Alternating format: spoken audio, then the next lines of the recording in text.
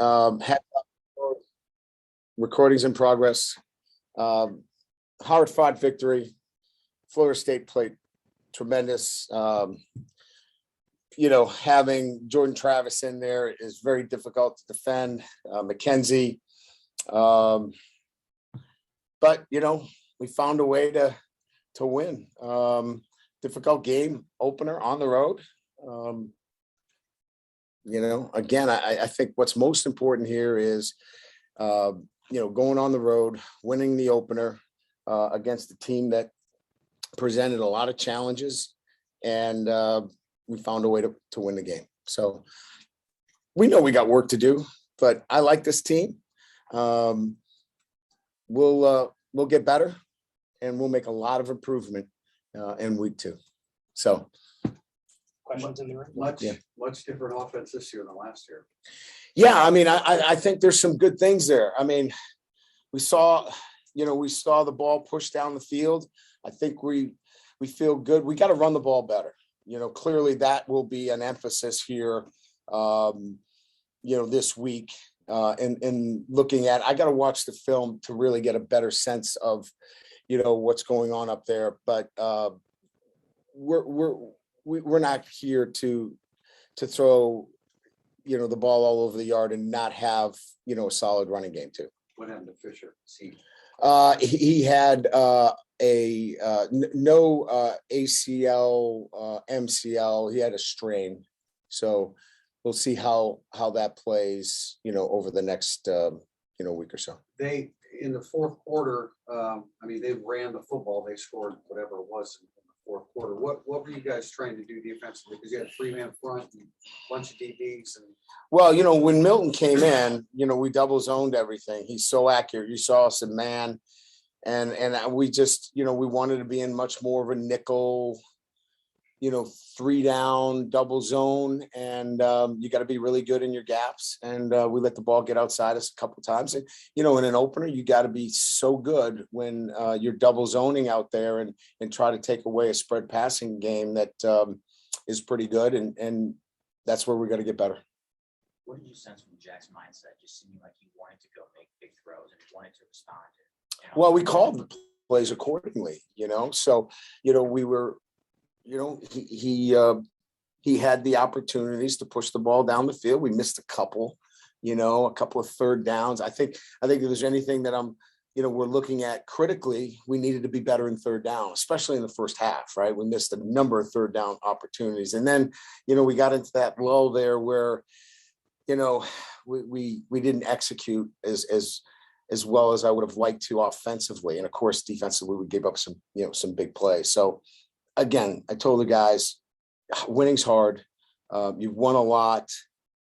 You've worked, really hard, but we really got to look at this critically and to take the next step forward, we got to clean up a lot of things.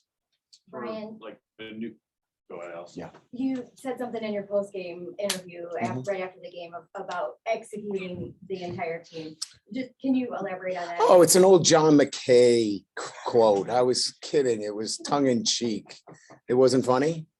It's an old John McKay quote that he used after the game. So I was talking and making a joke about it. Why it was taken serious. Are you people crazy? I'm sure. Not everyone knows you like we do, Brian. Right. Oh, it's a John McKay quote that he used after a game. I was stealing one of his old quotes and being funny. I guess nobody likes to be funny anymore. So yeah, if you want to, take me to town on that, please do.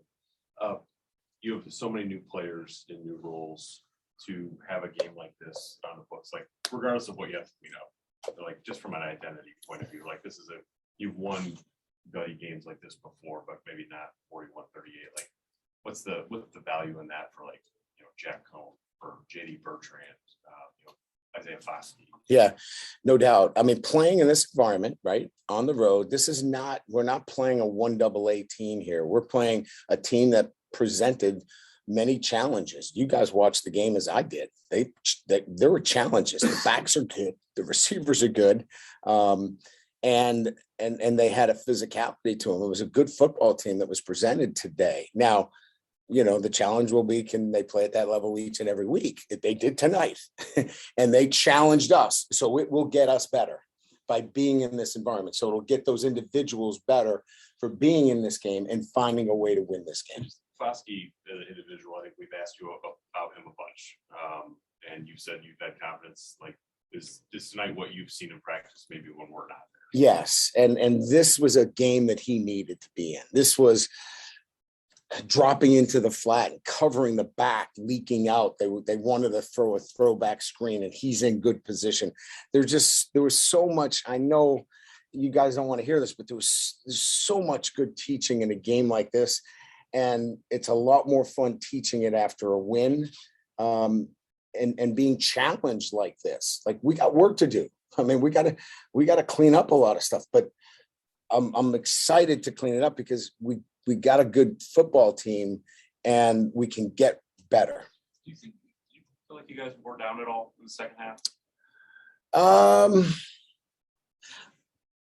I'd have to look at it a little bit more closely to be definitive. We were on the field a lot defensively. We could have controlled the ball a little bit. There was 5.5 minutes to go. I thought we were going to control the clock at the end, and we did, and we put our defense back on the field too quickly. 3 calls that went against you. You had I knew you were going to bring it up because you just know how I'm going to handle it. You should have seen my reaction. I mean, I would. Here's what I would ask the media: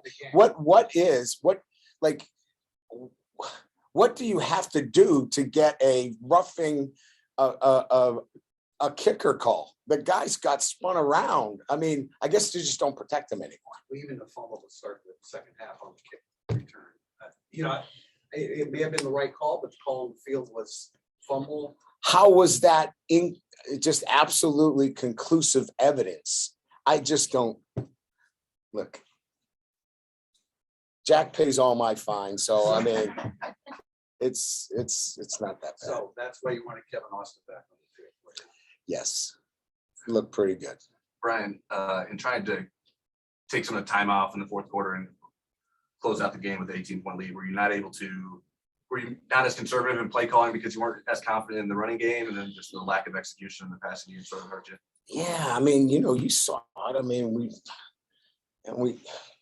just a fingertip away from controlling it. We're 1st and 5. They get off an offside. We got to convert that.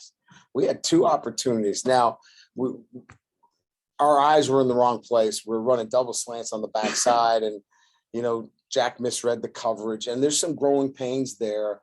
We just didn't execute the way we needed to late in game. So we'll take that, and have to build off some of those things. But no, I don't think it was. We were still committed to the run. We just need to be better at it.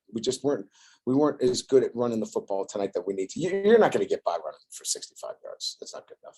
So 2 more in the room. You knew you were going to be challenged somewhere along the way in the schedule, but what does it mean to be challenged right out of the gate instead of 4 games, 5 games?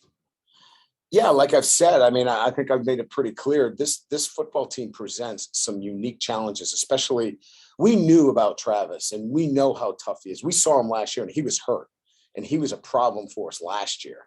And then you add, McKenzie, who is as accurate as anybody out there. And he even showed some elusiveness, as the quarterback, on some polls. And so those 2 guys together will be a handful for anybody. And then add, obviously some athletes at the running back position, some skill at the wide receiver.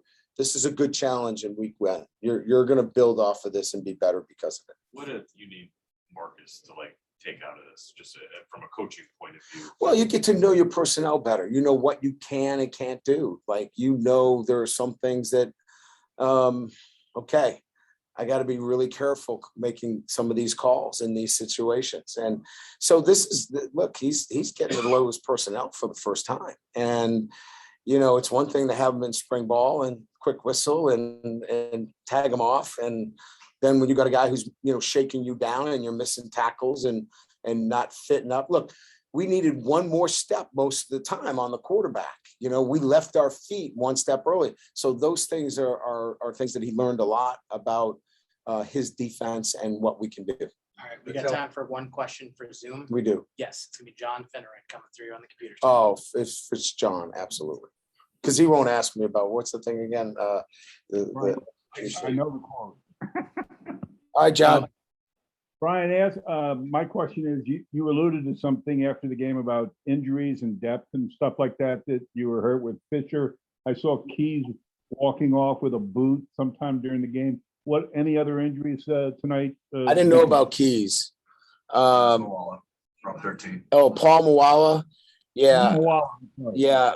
He's going to have to get an MRI on his ankle. I'll have something for you in the next 24 hours.